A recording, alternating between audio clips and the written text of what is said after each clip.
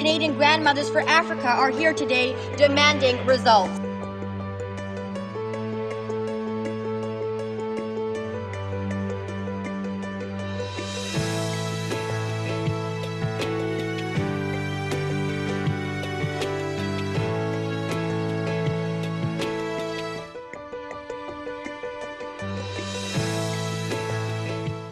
Grandmothers for Africa is a non-partisan advocacy network focusing on urging legislative changes to relieve the burdens on grandmothers of sub-Saharan Africa who are raising children orphaned by HIV and AIDS. We've called this media conference to announce that the Grandmothers petition will be presented in the House of Commons today. This petition asks the government to act on 3 fronts. We ask for a timetable to bring our official development assistance to the level of 0.7% of the gross national income. We ask Canada to donate to the Global Fund 5% of its needs. And finally, we ask that the government reform the Canada's access to medicines regime in order to make it effective.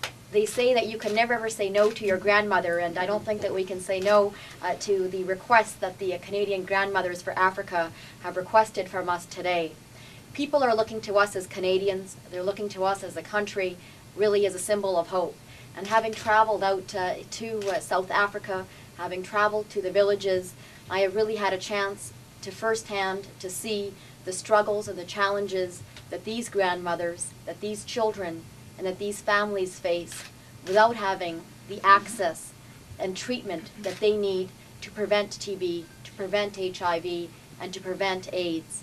And we here as Canadians are blessed to have the resources to be able to help these people, to help these grandmothers, and most importantly, to help these children with a hope for a brighter future and a brighter tomorrow.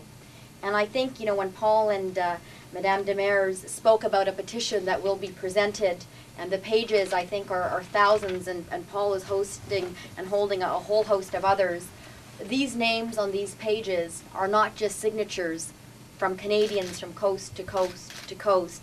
These signatures actually represent the voice of the people of Canada, the people that really want change, to ensure that we as a country provide the leadership and take the necessary action to ensure that we increase our assistance for international development, that we provide access to low-cost medications for these individuals, and that we as a nation contribute to the Global Fund to fight against TB, HIV, AIDS, and malaria.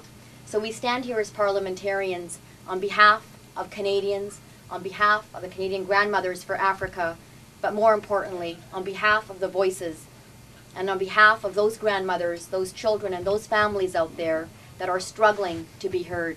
We as Canadians, we have a responsibility as individuals and as a country to provide those people that are struggling to be heard with hope for a better tomorrow and a better future. And I hope that our government, despite an economic recession that we face in our nation and throughout the globe, we also have a responsibility to give back.